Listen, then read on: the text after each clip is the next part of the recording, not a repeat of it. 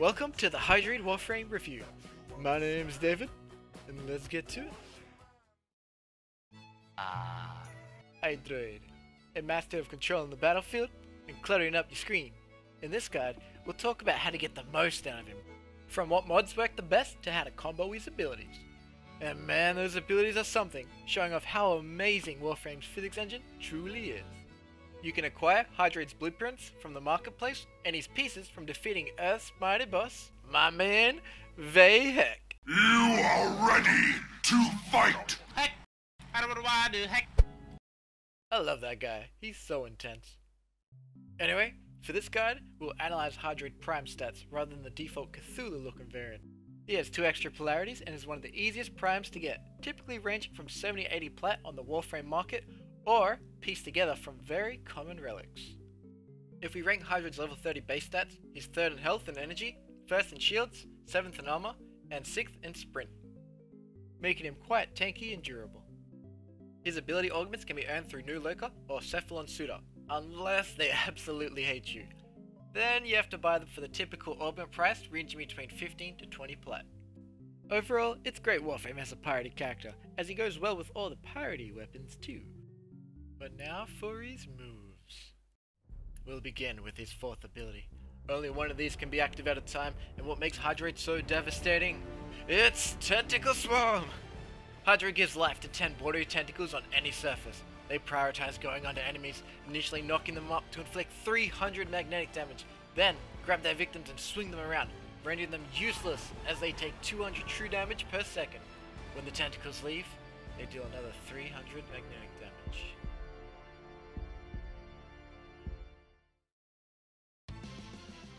Charging to maximum doubles the energy cost and number of tentacles, while tripling spawning radius. Charging a halfway provides no added bonuses, there's no in-betweensies.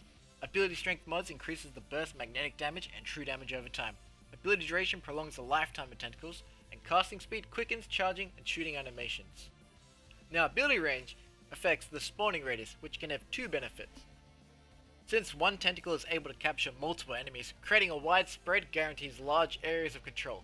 However, negative ability range can also be a good option if you just want to farm and make sure your area is completely impenetrable. Like my Tube of Doom. This is handy for farming when matched with the augment Pilfering Swarm, making enemies who die while being in the grasp of the tentacles do a loop drop twice, kinda like killing 2 separate enemies for the price of 1. To get the best out of this, you can also get a Necros to desecrate the corpse, tripling loot. With the right mods, including a Sentinel with vacuum to pick up energy, you can just click the ability every 30 to 40 seconds and let the tentacles do the rest. Though theoretically, to maximize loot, you could slice enemies in half while in the tentacles for 4 times more drops, or even have 5 times if an Avera pickpockets them with Prowl first. Regardless, throwing in more squad members increases the number of enemies on missions, so it's cool to add anyone. Something like a Frost for defense or a Rhino for a damage boost is pretty decent. So now sliding over to his passive, Deep Tendril. Simply put, whenever you slam the ground, there's a 50% chance that Hydroid spawns a separate tentacle where he lands. However, only Pilfering Swarm affects these. No matter what, only 3 of these little suckers can be added at a time.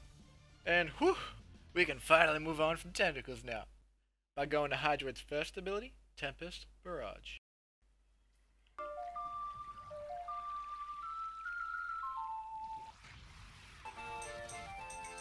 Casting this ability rains water missiles from the sky onto a 10-meter radius for 5 seconds.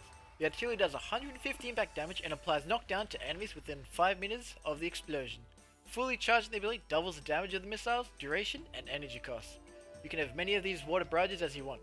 Ability strength gives more impact damage, duration means longer artillery, ability range only affects the explosion radius, casting speed quickens the charge time and animation, and the missiles can work indoors, but is a little iffy going through some terrain. Really, this ability is okay for bullying the enemy if you've already cast Tentacle Swarm. Or, it becomes an amazing damage amplifier with the augment Corroding Barrage, as the attack will now build up the corrosion status effect with each hit, reducing an enemy's current armor by 25%, greatly weakening certain enemies. We've talked about how Hydroid affects others, now for what he does to himself. It's Tidal Surge, the second ability. This one turns Hydroid into a speeder boy, very handy for pushing through crowds of enemies and safely repositioning. With a few rolls thrown in there, in a really straight path, this move is much quicker than bullet jumping. Just avoid corners and doors, especially with high ping. So, Hydroid turns into an invulnerable wave and travels at 30 meters per second over a set 1 second. Duration mods make the wave go faster, thus further. Any enemies within 6 meters, varied by ability range, are ragdolled in towards Hydroid's direction. This motion does 300 impact damage and 300 slash damage as the wave breaks. Strength mods increases these two damages. Annie's augment is fairly irrelevant. Tidal Impunity turns the wave into a status effect remover for Hydroid and touching allies, along with immunity for the next 6 to 18 seconds, influenced by ability duration. You can see Warframe's affected by this form from the gooey coating he gives everyone. So really, I guess this is kinda cool to take if you want to dash through crowded missions and not risk getting knocked down. But still, the immunity doesn't prevent much damage and doesn't stop everything, meaning you're usually better off taking tanking mods instead. But his third ability, which is it's just great. Look at it, it looks so silly. You turn into a puddle. That's it. Or at least that's what my first impression was. However, with a closer look, this move ties his whole kit together as all his abilities can be activated in this state. First of all, Hydra becomes an untargetable, invulnerable, 4-meter circular pool. Any enemy that touches the pool sinks and disappears. It's like, hey everybody, where'd they all go? Oh shit, I killed one. The only thing that can affect you in the puddle are Parasite or Leech Eczemas, so you should probably kill them quick, as they drain your energy. The initial 4 to the deaths does 25 impact damage, which then deals max health damage increasing over time, all influenced by ability strength. Recapturing enemies resets the damage buildup. Allies can hit the pool, applying 50% of their damage spread amongst the enemies with status effects. This is where Corroding Barrage really comes in handy, as this inaccurate attack now lands every shot, completely melting health and armor, making it a strong late game damage dealer. Furthermore, it makes Hydroid and his victims completely invisible.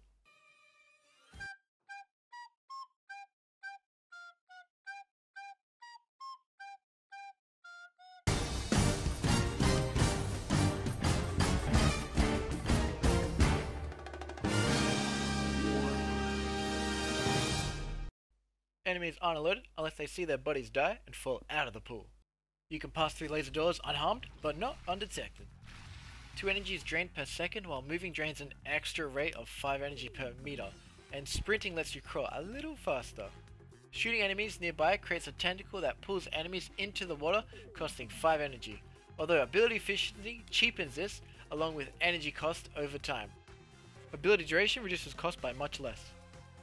You can't restore energy in the puddle except with Arcane Energize and one of those Syndicate weapon effects. Special enemies can be tugged a little, but do not submerge. Come on, get in the poo. All of Tentacle Swarm's damage is doubled, but the casting point is always in the middle in the pool. Although these tentacles can't hurt underwater enemies, they will grab them when let out. If enemies are too strong in the AFK farm, it's best to start using this. His companions sink too, but will still be hurt from explosions. And drown. Good boy. Everybody can come from the ride with Tidal Surge, though it only travels half the distance. Undertow cancels any of this dashing. Ability range makes a bigger puddle and longer yanking tentacles. Roll, jump, or repress the ability to exit the watery form. A good strategy for melee users is to slam out of the puddle, then get knockdown crits on downed enemies. And the augment is Curative Undertow, which heals allies on the puddle by 30% of their max health every 1.5 seconds. That includes himself. Each ally increases energy drain per second, which varies with efficiency, while strength mods boost healing. This synergizes well with Frost as all players are grouped and healed in the bubble, while any enemy that enters are swallowed. But if everyone is not grouped, it's not very handy. You can tell if Hydroid has Curative Undertow by the floating mist color. Finally, to the mods. There's pretty much 4 main builds that people like using, but we'll also consider possible variations. 2 Former seems to give you the most wiggle room to mix up the builds. We always use 2 defensive mods to avoid being one-shot, depending on damage. After a while, you'll probably get tired of constantly charging up your abilities, so Speed Drift will become your best friend. If you have any energy problems with these builds, invest in Squad Energy Restores or let your partner in crime apply the generic focus move Energizer Dash. If you don't know who this is yet, I'm not telling because it might spoil the storyline. So, first is the pool strat. We take lots of efficiency, a tad of damage, and let Corroding Barrage do the rest. Stretch is crucial to match rain radius. Hydroid can stay in the pool for ages while constantly firing artillery. Ability duration hardly affects swimming costs, so we can afford the loss. It also brings the wave down to a crawl. Blech. If you get tired of spamming the barrage, replace fleeting expertise for duration or more damage mods. And now the opposite. We get duration instead. Pilfering Swarm means more energy pickups, so it's perfect for energy conversion. If your mission requires more damage, replace efficiency or duration with Augur Secret and or Power Drift. Or at least that's my only option, due to my own polarity layout. Next is a very general build, dedicated to pushing around all enemies. Take everything but strength. Just use all your abilities, as they are now cheaper, longer, and further affecting. But it's best not to use tentacles in open spaces. Your victims are much harder to hit, and your squad won't appreciate it either. And lastly, a build I don't use much, called Full Damage. Just abuse Tentacle Swarm's strong coming and going magnetic damage by taking both the casting speed mods. Honestly, I think this is the most sadistic build in the entire game. Enemies do not look okay with this. But hey, he's a scary pirate / sea monster. I'm Octopus Man! And that's it. Thanks for watching my first video. I've learned a lot and plan to make more guides. Like and subscribe, and if you have the time, please drop a comment. Any feedback in this stage is incredibly helpful.